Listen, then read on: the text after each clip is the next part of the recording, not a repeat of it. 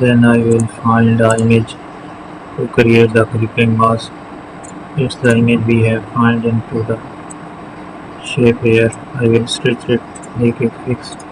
So there is a clipping mask we are generating there. So let's make the changes, and similarly I will take that image again. So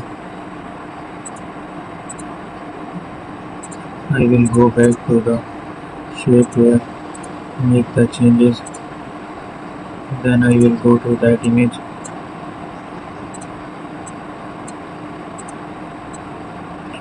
Here we have it, and make it fixed, then generate a clipping mask here.